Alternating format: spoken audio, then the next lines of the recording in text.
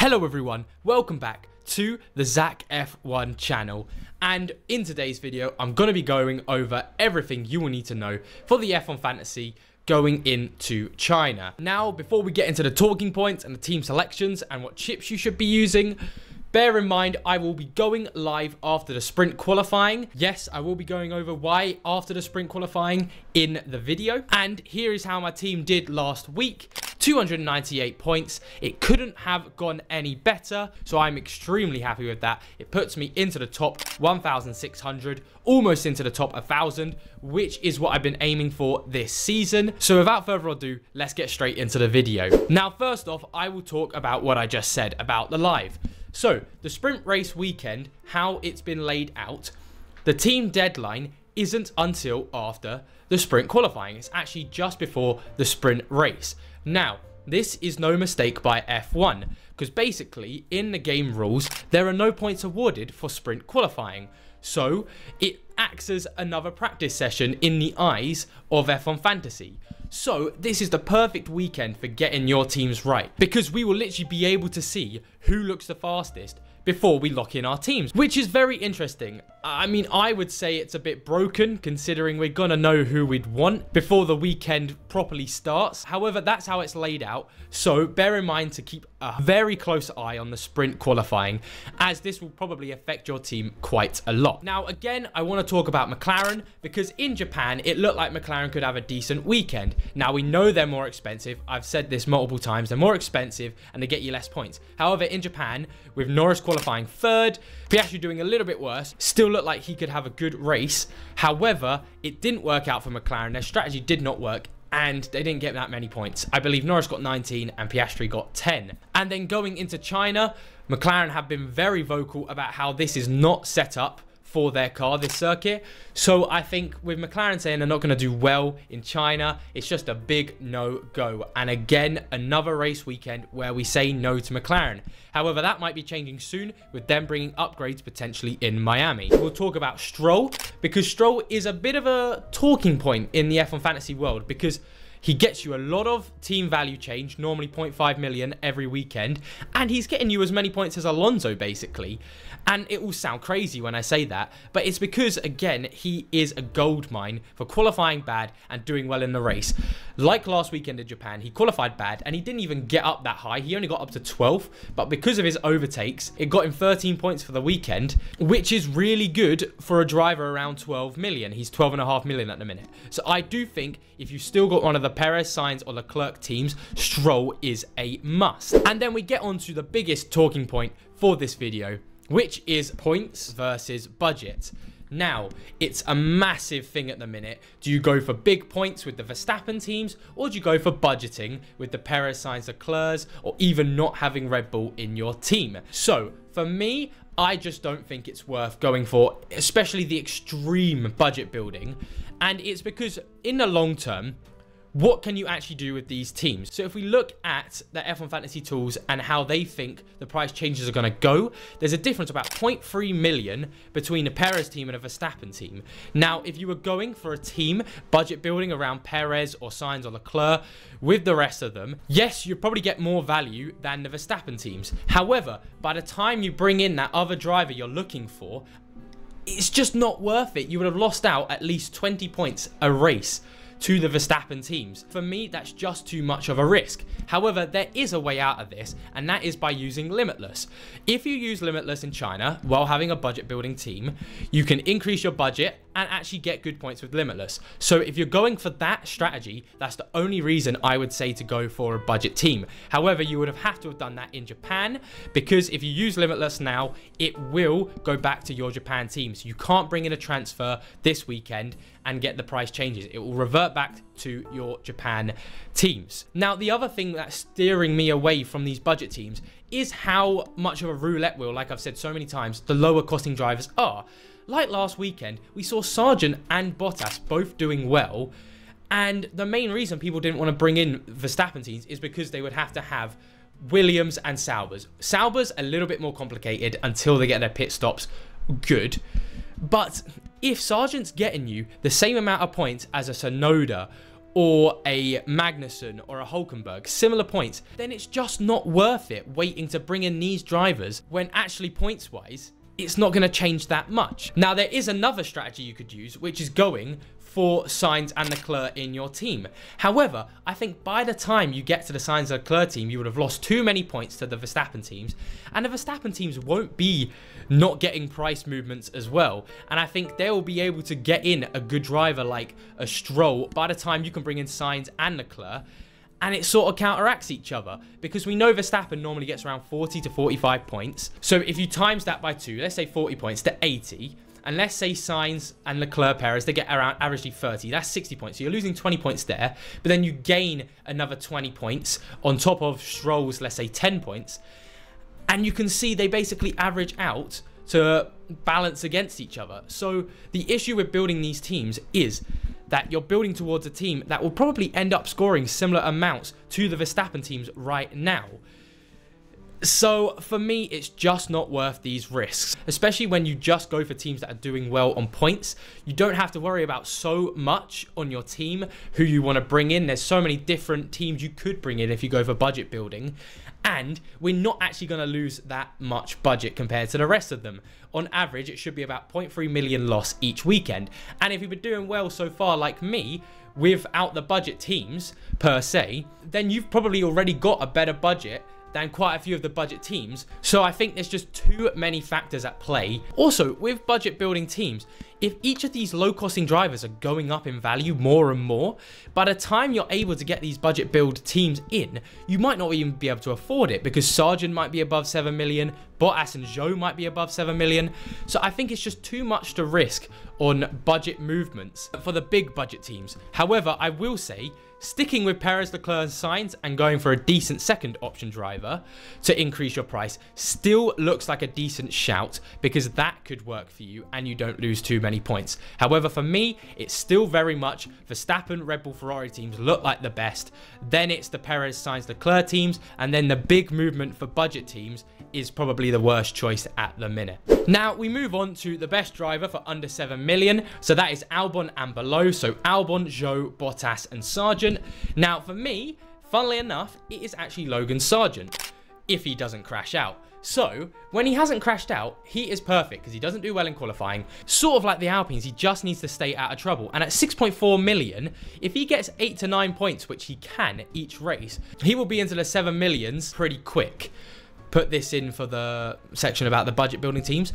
So for me, Sargent actually is the best option for a cheap driver. And then it would have to go Albon, then Bottas, and then Zhou. Zhou, slightly different this weekend because potential for driver of the day if he does get into the top 10. However, I just can't see him doing that. Then we move on to the best driver for under 10 million. And of course, it's got to be Yuki Tsunoda at 8.6 million. For the last 2 races, he's been showing people why you need him in your team.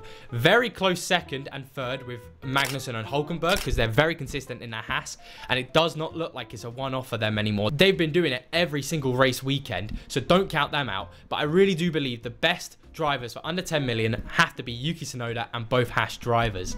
Again, Yuki Tsunoda is a little bit different because he does do well in qualifying. However, he's the only cheap driver at the minute that I could see properly getting into the top 10 without any DNFs from the bigger teams such as Mercedes, Aston Martins. So I think whatever team you have, Yuki Tsunoda is a must in your team. Haas is definitely second best option. And then again, we have the option of the best premium driver, bar Verstappen. And this again has to be circulated around Sainz, Leclerc and Perez. For me, Leclerc's starting to become an issue because at 21.7 million, Sainz is cheaper, but it's just a little bit worrying knowing that without those 10 points from driver of the day, he would have got 21 points. And that isn't good enough to have as your 2 times big driver. And Sainz and Perez have been doing a lot better so far this season than Leclerc. Now for Perez, which I would say is the best driver to not battle Verstappen, but to get as close to Verstappen for those 2 times points. The only issue is he's at 22.7 million and he's almost going to get at that threshold at 25 million. Now, this is an issue because once he gets to that point, he's not going to go up in value a lot. Now, the opposite with Sainz, he's much cheaper at 20.1 million. I think Sainz is a great option. However, you have to pair him with the right drivers. So for me, it's Perez and Stroll versus Sainz and Alonso. If you have Sainz, you have to have Alonso, and Alonso has to do well on points. However, Sainz and Alonso is a very good option. So if you can't afford Sainz and Alonso in a team, I would suggest using Perez and Stroll. So that's how I would work around these 3 premium drivers. The rest of the premium drivers, which are both Mercedes drivers, both McLaren drivers, aren't worth touching at the minute. As we know, too expensive, too little points. It really is Red Bull versus Ferrari at the minute. Now we get onto the constructors, and for most of the season it hasn't changed, and it still hasn't for this weekend. The big 3 are of course Red Bull, Ferrari and Aston Martin. Aston Martin only really if you want to build on budget for your team, like I was saying. However, Red Bull, Ferrari, you really need to have them in your team. However, there is another contender coming in, and that is Haas. They're constantly getting 19 points, 20 points and 20 points in the last 3 races. They're going up in value. It might be time to look at the Haases. However, be careful because they're still getting around 40 points on average, less than the Ferraris each race. And can you really improve your team 40 points elsewhere?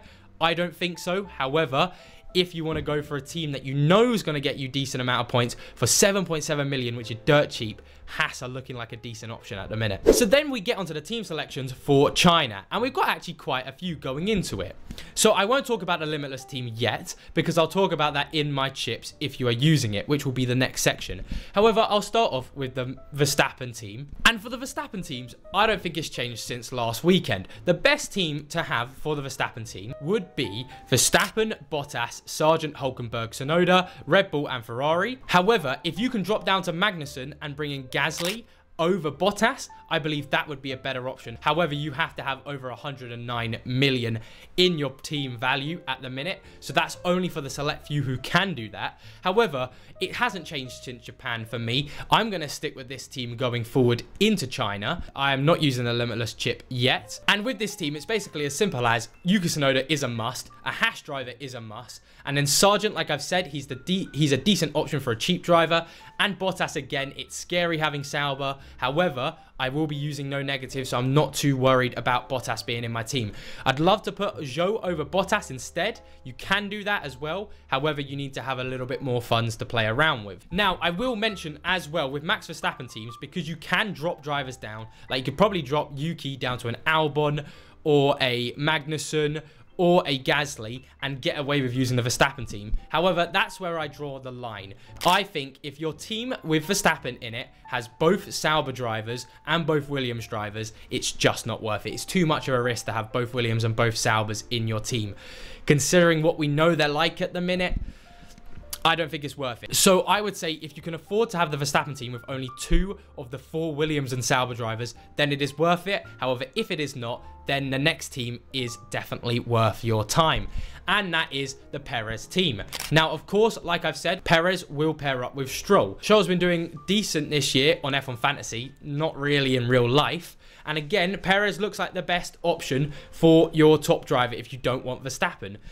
We'll see what happens in the sprint qualifying. However, right now, I believe Perez would be the best option points-wise. And then the rest of the team would consist of Sargent, Tsunoda, and Magnussen. Magnussen, like I've said, is the better option of the Haas drivers. He's been more consistent than Hülkenberg and tends to do worse in qualifying than Hülkenberg, which we need in F1 Fantasy for these drivers such as Haas. Again, Yuki Tsunoda, like I've said, is a must. Only driver that's cheap that could probably contend for top 10 normally. And then Stroll, again, he will get you more than 10 plus points if he does not crash out. Now we move on to the Sainz team, which I think is very much balanced with the Perez team if you can bring in the right drivers. So if you don't want to bring in a Verstappen team because you don't have enough money, or you still just want to stick with a Sainz to get that money up, I believe a team of Sainz, Alonso, Magnussen, Hülkenberg and Sargent with Red Bull and Ferrari would be very good. Again, if you couldn't afford the Haases, drop Magnussen down to a Gasly. If you still need to drop more, then I'd drop Gasly down to a Bottas. However, with this team, I really need to stress this as much as I can. If you do not have Alonso paired up with Sainz, it's not worth it because it looks like Perez will get you more points. However, Sainz and Alonso could potentially outscore Perez and Stroll, especially with how consistent Alonso is with beating the Mercedes, even putting a fight up against the McLarens. it's definitely worth having Alonso if you can afford him with Sainz. And then we go to the final normal team you can have without chips being used. And again, it's the Haas team. So with this team, it's Red Bull and Haas instead of Red Bull and Ferrari. I would say this is an intermediate team for budget building and points. So for me, you have to have a good pairing of Verstappen and at least one of the Ferraris to do this team. However, you can do it with Perez and Ferrari, although it's a little bit scary points-wise to do that. However, the best Haas teams you could have are Verstappen, Sainz, Magnussen, Hülkenberg and Sargent, or Perez, Sainz, Stroll, Hülkenberg and Magnussen, of course with Red Bull and Haas. Again, like I've said, Haas look very good so far this year. They've been consistent. It's not a one-off. However, this is very much, again, a sort of budget building team. I could easily see a lot of people jumping on a Red Bull Haas team this weekend. So if you like the idea of having Haas, those two teams are the best options for you. And then we get on to the chips. Now, for me, there are only two chips you should be using in China. Only No Negative or Limitless. Now, the reason you don't really want to use autopilot is because if your team consists of, again, only one premium driver, there's no real need for autopilot yet. Final fix, we're not going to need because we're going to see the sprint qualifying. So technically, we're all final fixing. And again, extra DRS, you need 2 premium drivers. And at the minute, most people won't have 2 premium drivers. But if you have a team with 2 premium drivers, it could be worth it. Like if you have the Verstappen Sainz with Haas, I could see you doing an extra DRS with that. However, those are very specialized cases. And again, I can't stress this enough. Extra DRS, you need to have 2 of the best drivers.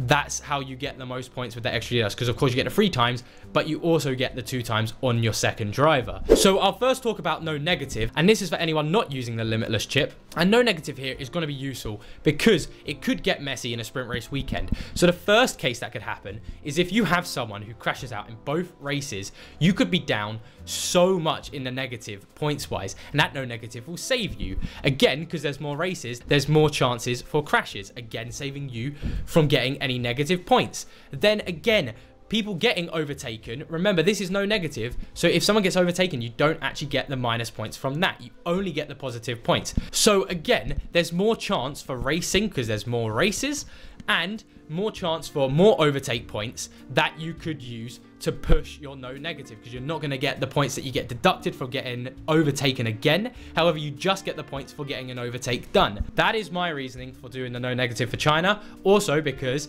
we haven't been there for a while, could be quite a few crashes, and if you have the likes of Saubers or Williams in your teams, who knows what could happen with them, and it could get messy, like I said. Now for the Limitless, this is what my team looks like. Of course, it has both Red Bulls and both Ferraris, with Red Bull and Ferrari as constructors. Now for the 5th option, it's a little bit difficult because if McLaren don't actually look good, normally I'd say put Norris in that 5th position, but for now I'd actually put Fernando Alonso. I believe he'll do better than both the Mercedes and both McLarens. However, again, this is why doing Limitless here would be a great resource, because you can see the sprint qualifying and see where everyone looks. If Russell looks like the best driver to put in your Limitless, you can put him in with the Red Bulls and the Ferrari. The only 4 people I think who will definitely be up there, again, Red Bulls and Ferraris. However, if someone looks better than them, you can just change that with the Limitless before the actual sprint. So it's a very good weekend for quite a laid-back Limitless, because you shouldn't have as many worries. Again, could be crashes, which could be an issue. However, that's just bad luck if that happens to you on your Limitless weekend. So that covers everything in this video. Of course, I'll show you my league now. We've got over 500 people in this league now, which is insane, by the way. Thank you all so much for the support. We're almost at 1,000 subscribers, which if you told me in Feb this year that I would be close to 1,000, I would think you're pulling my leg. However, just thank you all so much for the support.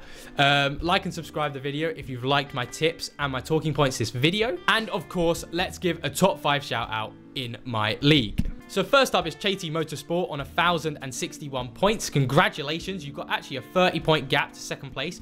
Extremely well done for you. I can see you've got the Sainz Red Bull Ferrari team. I would be interested to know what your team's going to look like if you're using Limitless, or what sort of team combination you're going to be using this week. And then in second, we have someone who's jumped up the rankings, which is Viceroy1. Sorry for the pronunciation of all of these names. They might be completely off.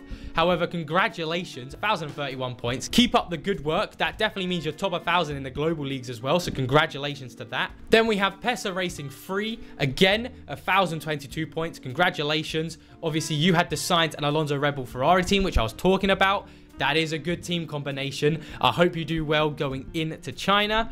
And then in fourth, we have Vowels and Consonants, which is Cormac, which you might have seen in some of my comments under my videos, as he's had quite a few comments on my videos. Well done for fourth place, over the 1,000 mark, which at this point of the season is incredible. Keep up the good work, man. And then in fifth, we have Joro Tenos. Again, sorry for the pronunciation. 996 points, top 5. Congratulations. Keep up the good work. And yeah, thank you all so much for watching this video. I hope you can all take away something from this video. I think, to sum it up, mainly keep an eye out for that sprint qualifying, and of course I'll be live after it to help with any of your questions for the team selections.